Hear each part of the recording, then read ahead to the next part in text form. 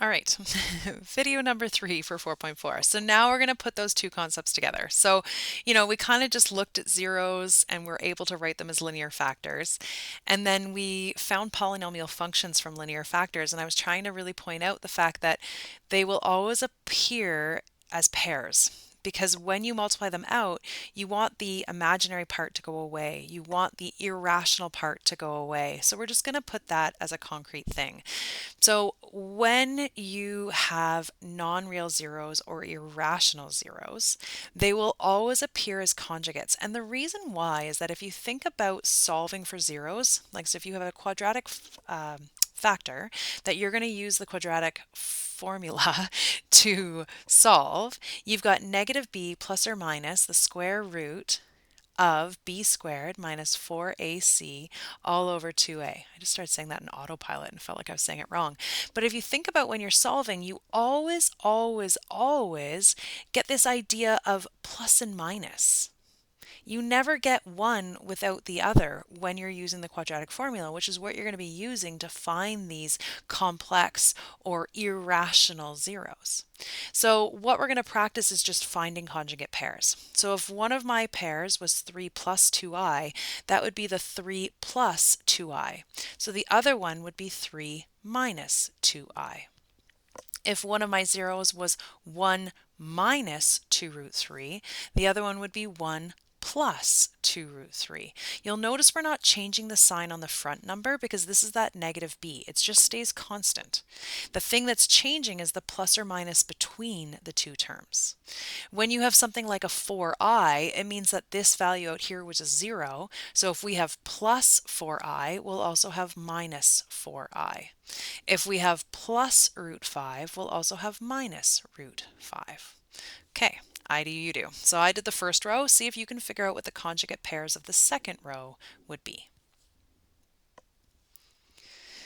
So hopefully you pause the video. So for me, the conjugate pairs are going to be negative 2 plus 4i, 3 minus root 5, positive 7i, and positive root 3.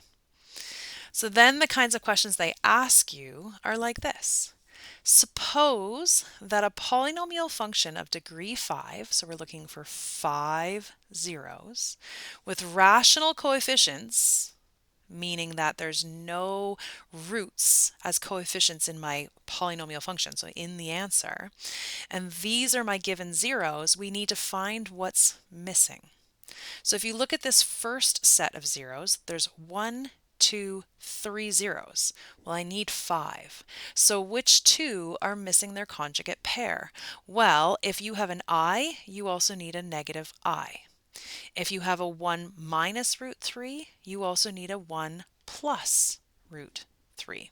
So these are the two missing zeros. All right, try this one. So again, there's 1, 2, 3. So we're going to look for the conjugate pairs of the two that are missing them. So we have 1 minus 2i, we're going to have 1 plus 2i. We have positive root 5, so we're going to have negative root 5. Awesome. All right, and lastly, we're going to kind of tie it all together. So we're going to find a, oh darn, polynomial function. You really, like when you read a question, you're like, please say product of linear factors. Please say product of linear factors. Whenever it says polynomial function, I get a little deflated. But we are going to find a polynomial function of the lowest degree. So it's not telling you what degree it's going to be anymore. You're supposed to know. With rational coefficients. So again, there shouldn't be any roots in anywhere, that has the given numbers as sum of its zeros. So again, I promise not to make these too overwhelming. So if you look here, we have two given zeros. We have negative 2 plus 5i, and we have a 2. So the 2 is all good. So let's write this as f of x is equal to x minus 2. Then we've got this negative 2 plus 5i, which means we're missing a negative 2 minus 5i. So in here, again, up to you how you want to figure out how to put it in here. So it's either x minus bracket, and you have to subtract everything, or when everything comes to the other side of the equation, it changes its sign, but you end up with x plus 2 minus 5i, and then your other factor is x plus 2 plus 5i. I'm like, I don't want to. I don't want to wrote these notes, but I'm just trying to prepare you for what the textbook's going to ask you. So let's multiply these two together. So we've got x squared plus 2x plus 5ix plus 2x plus 4 plus 10i. I'm really trying hard not to make a mistake. Please let me know if I do. Then I'm going to multiply the negative 5i through. I get negative 5ix minus 10i minus 25i squared. Yikes. Okay. So we've got x minus 2. And then let's collect like terms. So we've got an x squared, yay! Then I've got a plus 2x, and a plus 2x is a plus 4x. And then I've got a plus 5ix, which means I have to have a minus 5ix. And then I have that 10i and the minus 10i, awesome. And then I'm left with this plus 4, and then remember I squared is negative 1, so this is actually plus 25. So I have 4 plus 25, which is 29. And then I have to keep going. So I've got x cubed plus 4x squared plus 29x minus 2x squared minus 8x minus 58. I think it's 58. Should I check? Do I want to re-record this video? No, I don't. So I'm going to check. 58, I'm good. All right, and then I'm going to collect like terms and write in descending orders of power. So I've got x cubed. I've got a 4x squared. Take away a 2x squared is going to leave me with plus 2x squared. I have a 29x minus 8x is going to be plus 21x. And then I have this minus 58. Oh, and that took way more room than I was hoping it would. So this is the answer to the first question. And then what we're going to do is this one. So again, they're giving you 2 zeros. We don't know what the degree is, so we don't know how many are missing. So we have to look at the zeros and say, are they complex or are they irrational? And if they are, make sure their conjugate pair exists. So for this one, we have a minus root 2. So yep, we need a positive root 2. We have an I, so we need a negative I. So then I'm going to go write my product of linear factors. You have x plus root 2.